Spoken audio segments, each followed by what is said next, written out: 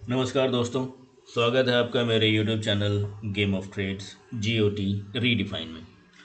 तो ये वीडियो मैं काफ़ी दिनों के बाद आई थिंक 2 या 3 सप्ताह के बाद बना रहा हूँ, क्योंकि मैं लास्ट फ्यू वीक्स में ट्रैवल कर रहा था, इसलिए मैं वीडियोस नहीं बना पा रहा था। बट मैं आपको डायरेक्शन दे कर रखी थी। एक बार हम लोग रिकैप कर लेते हैं। मैंने आपको ये बताया था कि मैं सेलिंग एक्सपेक्ट कर रहा हूँ इस रेंज में, और मैं आपको ये भी बोला था कि अगर सेलिंग आनी है तो इसी रेंज से आएगी। अदरवाइज़ अगर आप देखोगे तो मार्केट के पास एक पॉसिबिलिटी है जो यहाँ से ऑल टाइम हाई बनाएगा। तो अगर आप देखें तो यही रेंज जो है मार्केट को डाउन लेके आया है। मैंने आपको ये भी बताया था कि इस पूरे मूव में ये वाला पार्ट कॉमन होने वाला है, क्योंकि यहाँ से एक अप मूव है। अब ये अप मूव क्या ये ऑल टाइम हाई को जाएगी, इसकी क्लैरिटी जब हम यहाँ पर थे तो नहीं थी। तो मैंने कहा था कि वो हम लोग देखेंगे कब, जब हम यहाँ पर होंगे। तो अभी मार्केट को हम लोग फिर से एनालाइज करते हैं। हम लोगों ने ये देखा कि ये जो रेंज था जहाँ से हम सेलिंग एक्सपेक्ट कर रहे थे, ये काफ़ी काम किया और सेलिंग भी आई तो यहीं से आई। अब हम लोग ये देखेंगे कि मार्केट को आगे हमें कैसे देखना है, और क्या ये वाली जो मूव है ये और नीचे जाएगी, और या फिर यहाँ से हम अप मूव देखेंगे। तो सबसे पहले चूंकि मैं काफ़ी दिनों के बाद ये बना रहा हूँ, इनफैक्ट 2-3 वीक के बाद, तो अगर आपको कुछ क्वेरीज वगैरह हैं और आपको लग रहा है कि इस एनालिसिस में क्या करना है, आगे क्या करना है, तो आप वो कमेंट में भी पूछ सकते हैं। अगर आपको कोई स्टॉक्स पे क्वेरीज है वो भी आप कमेंट में डाल सकते हैं, और फिर उसके बाद उसको उसकी उस पर मैं एक अलग वीडियो बना दूंगा ताकि आपको उसकी एनालिसिस मिल जाएगी।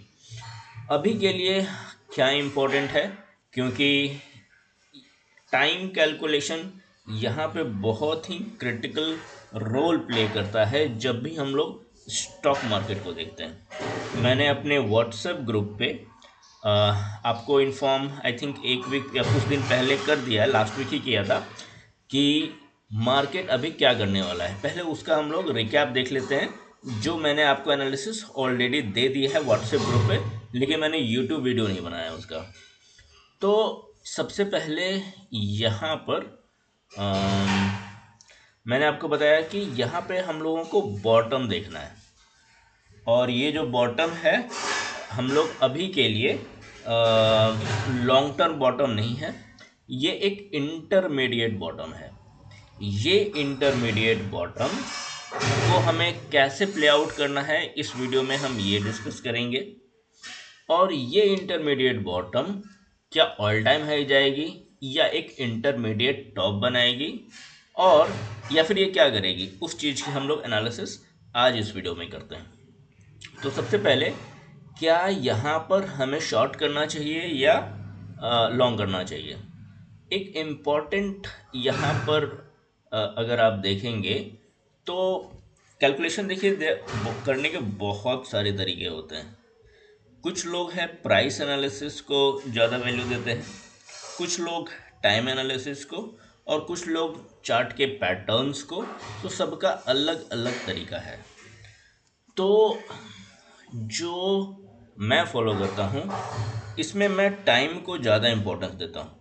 आप लोग दूसरे भी यूट्यूब वीडियो फॉलो करते होंगे, उसमें सब लोग ये बोलते हैं ज़्यादातर, और ये दिखाने वाली बात होती है, this is a show off, कि बस मैं चार्ट देखकर सारा क्योंकि चार्ट पे सारा इन्फॉर्मेशन है, और सिर्फ ये प्राइस एक्शन ही हमें सारा इन्फॉर्मेशन दे देगा। पर ये वो लोग जो ऐसा करते हैं, मोस्टली मेजॉरिटी और 90 मोर देन 90% वो लोग ऐसे होते हैं, या तो उन्हें पता नहीं है कि मार्केट कैसे काम करता है, या फिर वो खुद एक रिसर्च में है, या फिर उन्होंने अगर पैसा बनाया भी है तो किसी एक फेज में बनाया है। जैसे इस फेज में किसी ने बना लिया हो या इस फेज में बना लिया हो, उन्हें ऐसा लगता है कि देयर वे ऑफ एनालिसिस और ट्रेडिंग वर्क्स। तो मैं इसी के लिए, बिकॉज वो एक सिचुएशनल रन अप में पार्टिसिपेशन करना, उस चीज़ के चक्कर में आप ना पड़े। और मैं यहाँ पर अपना मेथड जो मैं यूज़ करता हूँ उसमें टाइम की कैलकुलेशन प्राइम होती है, उसमें प्राइस की कैलकुलेशन सेकंड चीज़ें होती हैं। मतलब वो एक सेकंड इम्पोर्टेंस रखती है। पहला इम्पोर्टेंस जो है हम टाइम को देंगे। अगर सनातन धर्म के बारे में बात करें तो उसमें काल का शब्द का प्रयोग हुआ है। काल का अर्थ के कई अर्थ हैं, संस्कृत शब्दों के कई अर्थ होते हैं। काल का मतलब मृत्यु भी होता है, डेथ। काल का मतलब टाइम भी होता है, समय। और टाइम का अर्थ स्पेस भी होता है। टाइम का अर्थ सांप यानी स्नेक भी होता है। सॉरी, टाइम का नहीं, मैं काल का अर्थ स्नेक यानी सांप भी होता है। तो इसके कई आयाम हैं। इसी के लिए अगर आपको अगर पता हो तो शिव जी को महाकाल कहते हैं। और क्योंकि उनको काल यानी टाइम का कैलकुलेशन, या फिर अगर उनको मृत्युंजय बोलते हैं, राइट, या फिर जो काल मृत्यु पर विजय प्राप्त करना, या फिर तो वो जो एंगल है, मैं आपको यहाँ पर ये बताना चाह रहा हूँ कि जो काल है वो टाइम और स्पेस दोनों ही बताता है। यानी जो टाइम है वही स्पेस है, और स्पेस है वही टाइम है। और ये जो चीज़ है हमारे सनातन धर्म में बहुत पहले से थी। इसके लिए क्योंकि उन लोगों ने जो हमारे महर्षि थे, उन्होंने टाइम को प्राइम माना। और सारी कैलकुलेशन, जो फादर ऑफ एस्ट्रोनॉमी हैं वो हैं महर्षि भृगु। तो उनका जो मेथड है, अगर उनके मेथड से हम चलें, उतना मैं ये क्लेम नहीं करता हूँ कि I know all his methods, but हमारे हिंदू धर्म में, सनातन धर्म में, सनातन का शब्द का प्रयोग मैं हिंदू शब्द से ज़्यादा उसको प्रायोरिटी देता हूँ। तो क्योंकि वो जो है फंडामेंटल लॉज के बारे में बताता है, तो उसमें काल का बहुत इम्पोर्टेंस है, टाइम का बहुत इम्पोर्टेंस है। तो उसी कैलकुलेशन को बेस रखते हुए अगर हम देखें तो यहाँ पर हमारा टाइम कंप्लीट हो रहा है। और मैंने आपको इसीलिए टाइम दिया है 27 जैन के आसपास। आप एक वीक आगे पीछे ले सकते हैं। उस टाइम से हमारा यहाँ पे बॉटम फॉर्मेशन होना शुरू हो जाएगा। अब ये जो बॉटमिंग है, क्या ये इसको यहाँ पे नेक्स्ट वीक में जो ये नीचे आएगा, क्या ये इसको तोड़ेगा? अगर हमें ये देखना है तो संभव है कि ये इसके नीचे जा सकता है। अभी का जो स्ट्रक्चर है वो अलाउ करता है कि एक नया लो बन जाए, पर क्या वो बनेगा एक नया लो, इसकी गारंटी नहीं है। तो आने वाले वीक के लिए अगर हमें कुछ करना है तो मैं यहाँ पर आपको सेल सेटअप देखने को नहीं बोलूँगा। यहाँ पर मैं कहूँगा कि वेट कीजिए पेशेंस के साथ, क्योंकि आपको ये इंटरनल स्ट्रक्चर जो है अगर समझ में नहीं आ रहा है तो इट्स बेटर कि आप वेट करें और यहाँ पे कोई बाई सेटअप देखें। अगर वो बाई सेटअप, फॉर एग्जांपल अभी अगर मैं इसमें ये देखूं तो ये एक लो, फिर ये छोटा सा हाई, फिर ये लो, फिर ये छोटा सा हाई, और फिर अगर ये लो लगता है, गारंटी नहीं है कि ये लगेगा फिलहाल, अगर ये लो लगता है, क्योंकि जो इस नीचे गिरने का जो इसमें जगह है ना वो बहुत कम है। तो अगर ये लो लगता है तो आपको वहाँ पर इसमें मैं कहूँगा कि ये जो डाउनवर्ड मूवमेंट है इसमें पार्टिसिपेट करने से ज़्यादा अच्छा है कि यहाँ पे हम बुलिश पैटर्न ढूंढें और फिर हम लोग यहाँ पे थोड़ा सा एक बाई करके चल सकते हैं। लेकिन वो पैटर्न और कंफर्मेशन की ज़रूरत होगी। अगर आप एग्रेसिव में जाएं, एग्रेसिव अगर आपने ट्रेड कर लिया तो फंसने का चांसेस होता है, क्योंकि यहाँ पे मार्केट में वोलेटाइल रहने की संभावना है।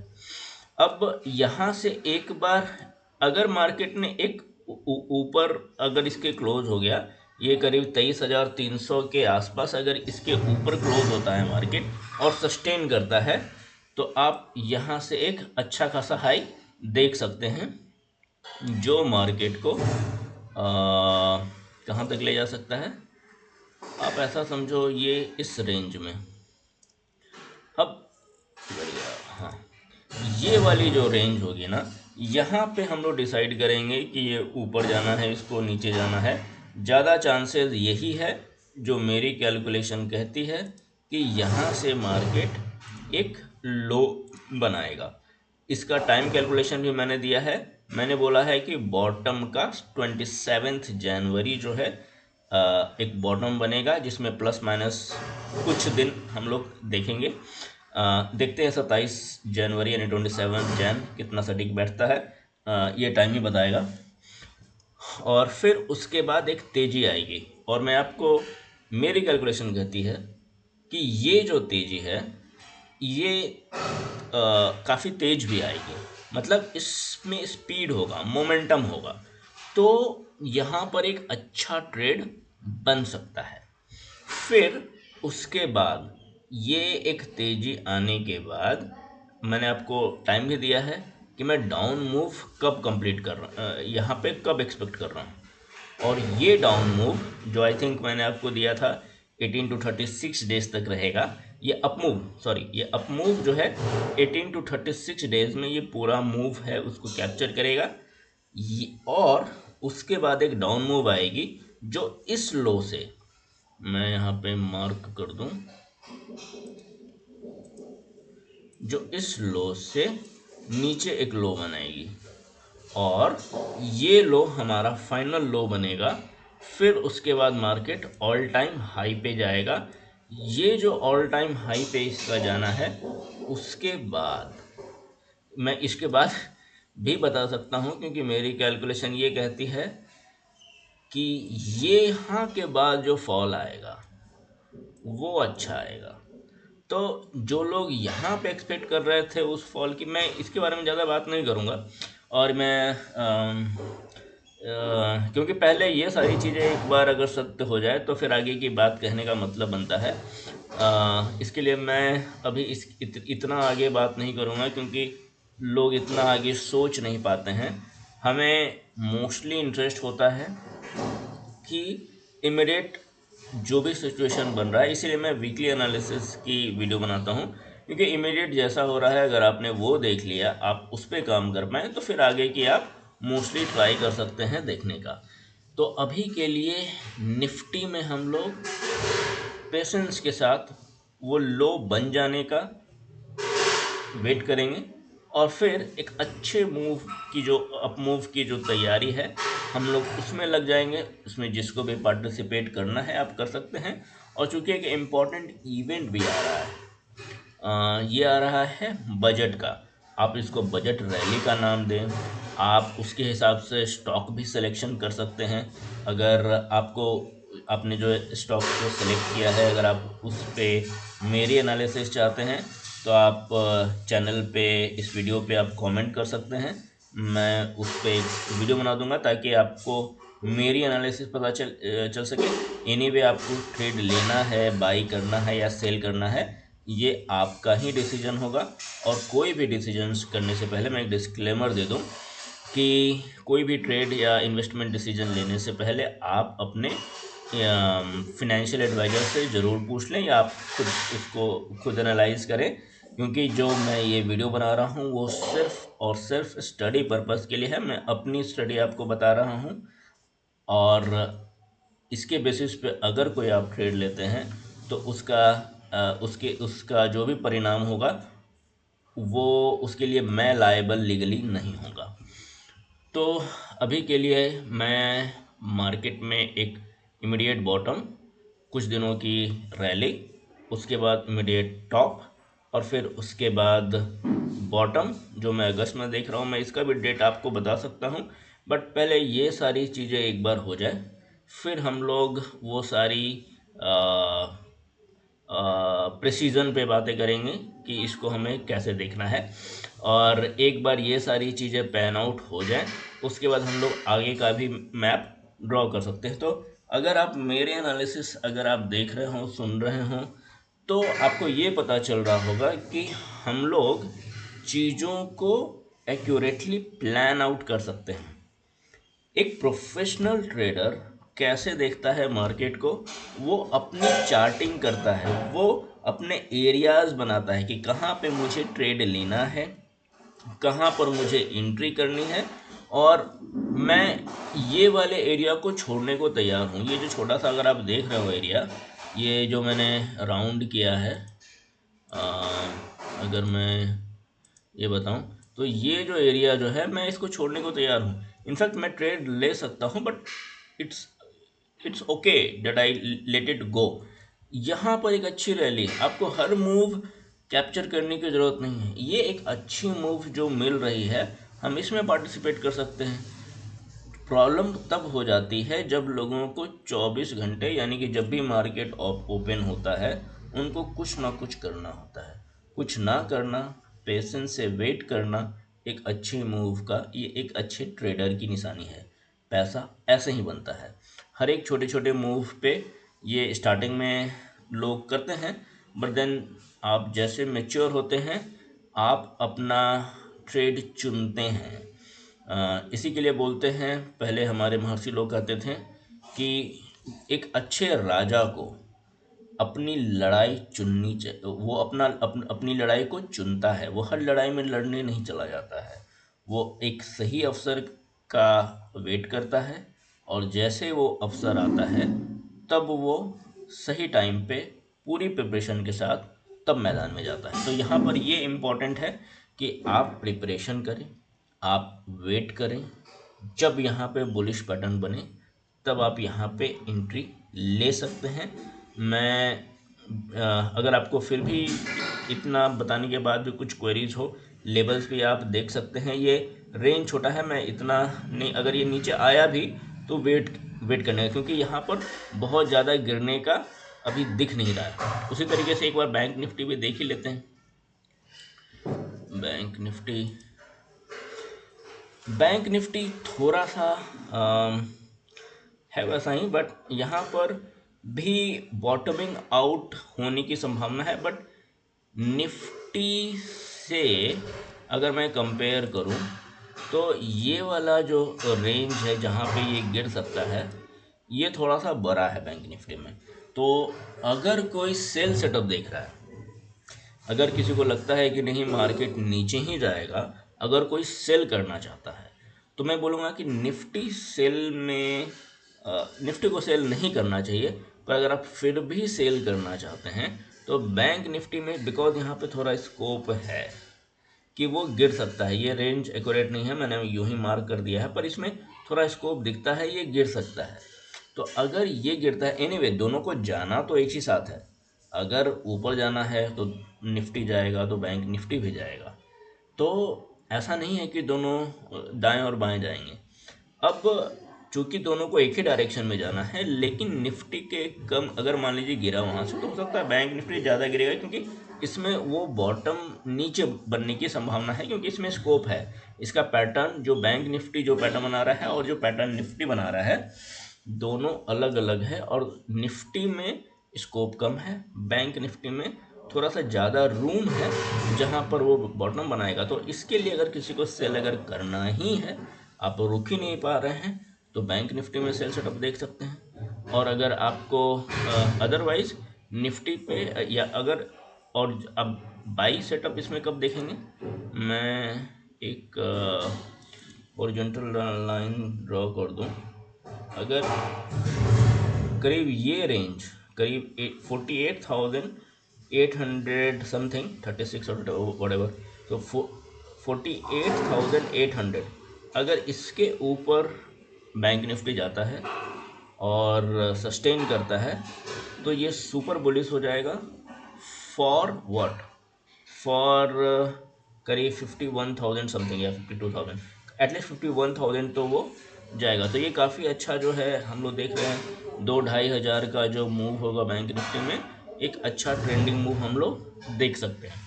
तो अभी के लिए बस इतना ही। अगर आपका कुछ क्वेरीज हो एनीवे तो आप पूछ सकते हैं। और बिकॉज़ अभी बजट का टाइम है, तो ट्रेड सेफ, क्योंकि वोलेटिलिटी है वो हाई रहेगी, और हाई वोलेटिलिटी में अक्सर लोग अगर आप कॉल या पुट पे जाते हैं तो नुकसान होने की चांसेस है। तो देख लीजिए अगर आप एटीएम ले पाते हैं, या फिर बिकॉज ये स्पीड में होगा, मैं ये कहूँगा कि पहले सेटअप तैयार हो जाने दीजिए।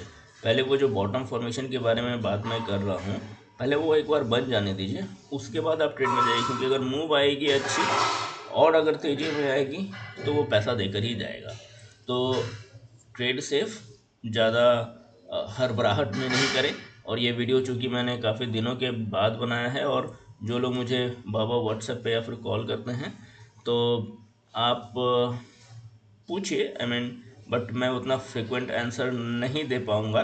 आई विल ट्राई कि माय बेस्ट कि मैं सबको आंसर दे पाऊँ, बट क्योंकि कभी कभी मैं ट्रैवल करता रहता हूँ, तो देखते हैं आगे। आप पूछ सकते हैं, विल सी कि आगे हम लोग कैसे देखते हैं। अभी के लिए बस इतना ही, नमस्कार।